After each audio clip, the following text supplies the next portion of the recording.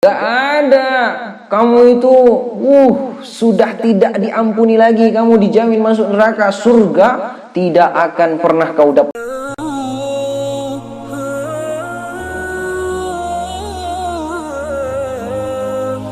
Surau TV.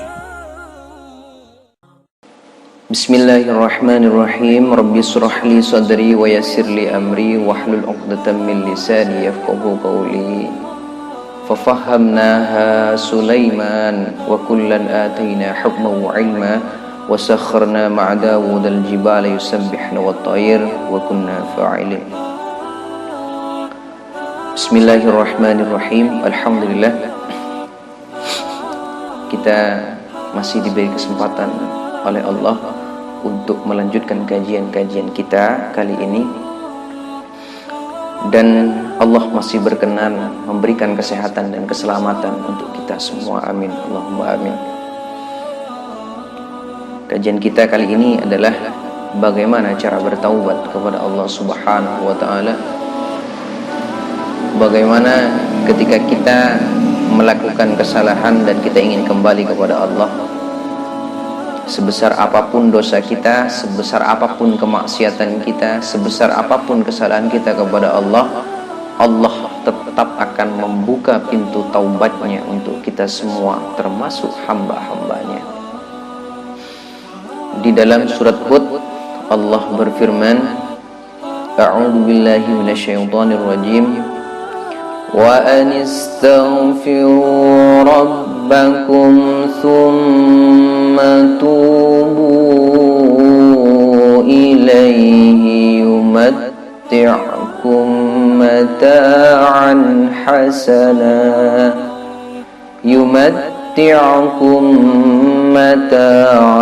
hasanan ila ajalin musamma.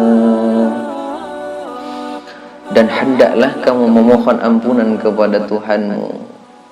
Jadi hendak kita memohon ampun kepada Allah atas semua dosa-dosa, atas semua kesalahan-kesalahan kita kepada Allah. Selain memohon ampun, kita harus bertaubat. Bertaubatlah kepada Allah Subhanahu wa ta'ala. Agar apa?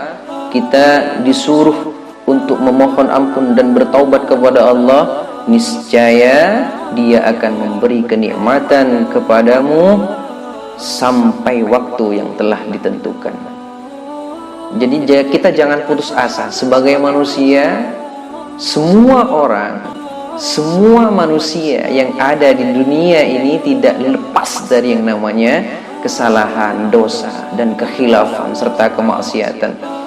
Ketika kita banyak dosa, kita jangan langsung putus asa dengan apa yang kita lakukan. Ya sudahlah, saya ini banyak dosa. Ya sudahlah, saya banyak maksiat. Ya saya banyak salah sama Allah. Saya tidak akan masuk surga. Saya tidak akan mendapat ridha dari Allah Subhanahu wa ta'ala. Jangan. Kita jangan putus asa. Allah selalu menerima taubat para hambanya. Jadi Rasulullah SAW pernah bersabda, Innallaha ta'ala yabsutu yadahu bil-lail. Allah itu, sesungguhnya Allah mengulurkan tangan rahmatnya di malam hari. Untuk apa Allah mengulurkan tangan rahmatnya di malam hari? Liyatuba, untuk menerima taubat-taubat hambanya, musi'un nahar, yang melanggar pada siang hari. Jadi Allah mengulurkan tangan rahmatnya di malam hari untuk apa? Untuk menerima taubat para hambanya yang melakukan kesalahan, yang melakukan kemaksiatan, yang melakukan dosa di siang hari. Dan sebaliknya, wa yabsutu yadahu bin nahar, kemudian Allah mengulurkan lagi tangan rahmatnya di siang hari untuk apa? Untuk liyatuba, untuk menerima taubat para hambanya, musi'ul lail, yang melakukan pelanggaran di malam hari. Allah selalu mengulurkan tangan rahmatnya. Mana hambaku yang ingin bertaubat? Ayo. Setiap malam, setiap siang, Allah mengulurkan tangan rahmatnya untuk menerima taubat kita. Kita jangan pesimis, kita jangan putus asa. Kadang-kadang begini, ketika kita menganggap diri kita sebagai ahli ibadah, menganggap kita adalah orang yang paling soleh, kemudian kita menilai orang yang tidak pernah beribadah, ahli maksiat, lebih bagus saya daripada dia. Saya dijamin surga, dia dijamin neraka. Masya Allah. Kita selalu mengklaim diri kita lebih baik daripada orang lain. Biarpun dia pencuri, biarpun dia ahli maksiat, biarpun dia penjahat, perampok, belum tentu di akhir hayatnya dia mati dalam keadaan kafir. Belum tentu dia meninggal dalam keadaan su'ul khatimah.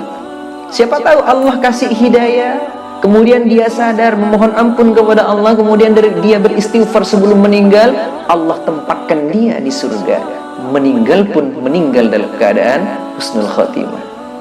Subhanallah. Jadi kita jangan merasa diri kita lebih baik daripada orang lain. Makanya Rasulullah SAW bersabda, "Man taba qabla an tatlu'a asy-syamsu min maghribiha taballahu alaihi." Barang siapa yang bertaubat kepada Allah sebelum matahari terbit dari barat, Allah akan menerima taubat kita. Artinya apa? Sekarang ini matahari masih terbit dari timur. Jadi kalau sudah matahari terbit dari barat, artinya apa? Kiamat. Jadi sebelum kiamat itu datang, sebelum kiamat itu tiba, sebesar apapun kesalahan kita, sebesar apapun dosa kita, maksiat kita kepada Allah, Allah ampuni, Allah jamin, Allah ampuni taubat kita, Allah terima taubat kita. Ini Allah. Kadang-kadang kita menghakimi seseorang dengan sangat hebatnya. Gara-gara kita ahli salat, ahli zikir, ahli salawat dan segala macam, yang bukan ahli zikir, ahli salat dan ahli salawat kita klaim sebagai orang yang pendosa. Jangan. Allah saja tidak menghakimi orang itu. Kita yang sebagai manusia, kita juga melakukan kesalahan, kita menghakimi. Allah saja al-afu al-ghafur, Allah saja mau mengampuni dosanya yang mau bertobat kepada Allah. Kita jangan menghakimi. Begitu.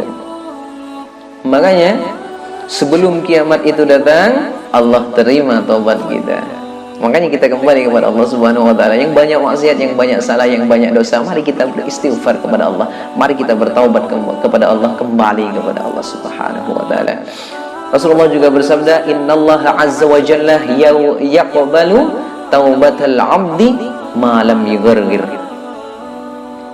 Sungguhnya Allah azza wa jalla itu akan menerima taubat kita sebelum nafas kita, nyawa kita, ruh kita sampai di tenggorokan. Artinya apa? Sebelum kita sakaratul maut, Allah masih memberikan kesempatan untuk kita beristighfar kepada Allah, memohon ampun, menyesal atas dosa-dosa kita, Allah akan ampuni sebelum nyawa sampai di tenggorokan. Makanya ini yang harus kita perbanyak sekarang adalah istighfar kepada Allah Subhanahu wa taala. Jadi intinya apa? Intinya kita sadari kita adalah manusia yang banyak dosa, yang banyak salah kepada Allah, banyak keliru nih kepada Allah. Dikit-dikit bohong, dikit-dikit rampok, dikit-dikit nyuri, dikit-dikit, pokoknya kita serba salah, serba dosa sama Allah. Jangan merasa diri kita adalah orang baik. Jangan menilai diri kita lebih baik daripada orang lain. Ini nih kita. Subhanallah. Jadi mari kita beristighfar. Astaghfirullahaladzim. Sadari dosa kita ketika kita beristighfar kepada Allah. Astaghfirullah ya Allah, hamba mohon maaf ya Allah, keseharian hamba penuh dengan kebohongan ya Allah. Astaghfirullahaladzim ya Allah, hamba mohon maaf ya Allah, hamba pernah menelantarkan orang tua hamba ya Allah. Astaghfirullahaladzim ya Allah, hamba mohon maaf ya Allah, hamba selalu marah kepada orang tua hamba ya Allah, hamba selalu bermaksiat kepadamu ya Allah, hamba selalu meninggalkan salat ya Allah, hamba jauh darimu ya Allah. Sadari itu, kita beristighfar setiap hari kepada Allah Subhanahu wa taala. Ini jadi keistimewaan istighfar itu sangat luar biasa. Selain membuat kita untuk mengampuni dosa-dosa kita, istighfar juga menenangkan hati kita, mendamaikan hati kita.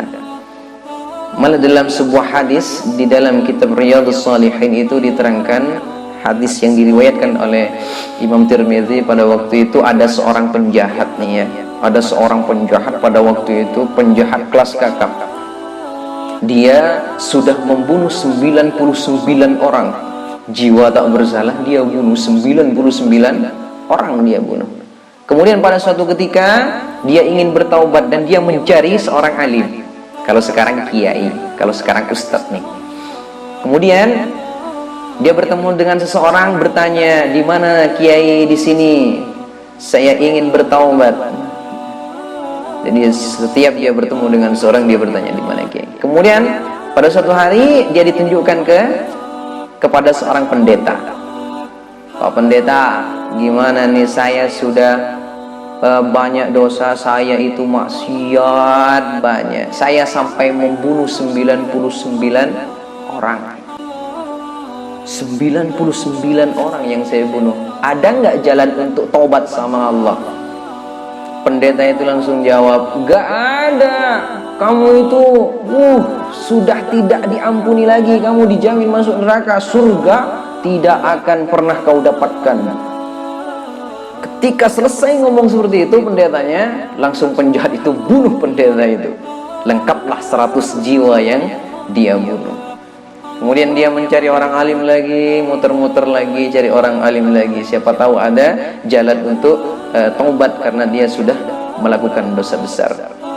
Kemudian dia bertemu dengan seorang yang alim lagi. Dia seorang kiai. "Pak Kiai, gimana ini, saya sudah melakukan dosa besar. Saya membunuh 100 orang jiwa tak bersalah saya bunuh, Pak Kiai. Apakah ada jalan untuk menuju taubat kepada Allah Subhanahu wa taala, kembali kepada Allah untuk diampuni dosa-dosa saya, Pak Kiai?" "Ada," katanya Pak Kiai. Langsung dijawab, "Ada. Tidak akan ada satu makhluk pun yang berani menghalangimu untuk bertaubat kepada Allah, untuk memohon ampunan kepada Allah Subhanahu wa taala. Beristighfar, bertobatlah kepada Allah. Bagaimana caranya? Kau tinggalkan negeri ini. Negeri yang penuh dengan penjahat, negeri yang penuh dengan kemaksiatan ini kau tinggalkan. Pindah ke kota sebelah. Kota di sana itu adalah daerah di mana daerah itu dipenuhi dengan orang-orang yang taat kepada Allah Subhanahu wa taala. Jika kau pindah, jika kau hijrah ke sana, insya Allah kau tidak akan melakukan kejahatan lagi, kau akan dekat dengan Allah dan kau akan diampuni dosa sama Allah Subhanahu wa taala." Oh begitu bagian? Iya. Silakan hijrah.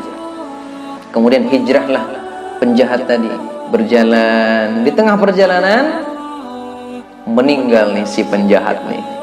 Waduh, mau bertaubat, mau hijrah ke tempat di mana di situ dipenuhi dengan hamba-hamba yang taat, meninggal di tengah jalan nih penjahat nih. Gimana nih? Langsung ada 2 malaikat yang datang ketika dia meninggal. Set. Malaikat apa? Malaikatur rahmah yang pertama, malaikat rahmat yang pertama. Yang kedua, malaikatul azab, malaikat siksa nih. Katanya malaikat rahmat ini bertengkar nih, malaikat rahmat sama malaikat azab ini, malaikat siksa ini bertengkar dua-duanya ini. Katanya malaikat rahmat, dia sudah mau bertobat. Dia sudah mau hijrah ke jalan yang benar. Dia sudah tidak mau membunuh lagi. Jadi ini saya yang bawa ruhnya ini, katanya malaikat rahmat. Katanya malaikat siksa, nggak bisa.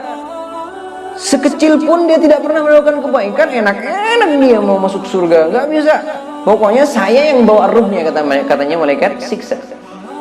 Kemudian dari saking pertengkaran heboh 2 malaikat itu, kemudian Allah mengutus 1 malaikat yang mewujudkan dirinya sebagai manusia, dan di sana malaikat itu menjadi seorang hakim.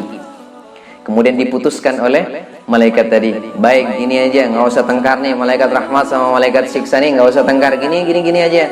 Ada jalan pintas nih, kita ukur mana lebih dekat antara jarak dia dari tempat maksiat tadi dibandingkan tempat dia mau hijrah untuk bertaubat kepada Allah. Kita ukur. Setelah diukur-ukur, makanya lebih dekat ke daerah, ke suatu daerah yang hamba-hambanya taat kepada Allah. Jadi dia lebih dekat ke tempat yang mau dia hijrahi daripada tempat yang ia tinggalkan. Dalam satu riwayat diceritakan bahwa Allah menyuruh bumi untuk tempat yang ditinggalkan itu menjauh. dan tempat yang akan didatangi dia, tempat untuk hijrahnya dan bertaubatnya dia, Allah suruh dekat nih. Makanya penjahat tadi mati meninggal dalam keadaan Islam. Subhanallah. Makanya kita yang ahli ibadah, kita yang ahli sholat, kita yang ahli sholawat, belum tentu kita mati dalam keadaan husnul khatimah. Itu semuanya kehendak Allah. Dan belum tentu orang yang ahli dalam kemaksiatan, dia perampok, dia penjahat kelas kakap pun, kita jangan mengklaim dia adalah seorang pendosa. Belum tentu itu mati dalam keadaan kafir. Siapa tahu Allah ngasih hidayah kepadanya, Allah ngasih kesempatan untuk memohon ampun kepada Allah, makanya dia mati dalam keadaan husnul khatimah. Semoga kita semua diberkahi sama Allah, diberi rahmat oleh Allah, dan kita masih diberi kesempatan untuk selalu beristighfar kepada Allah, mohon ampunan kepada Allah setiap hari. Dan kita menjadi orang yang semuanya ditakdir menjadi orang yang husnul khatimah. Amin Allahumma amin.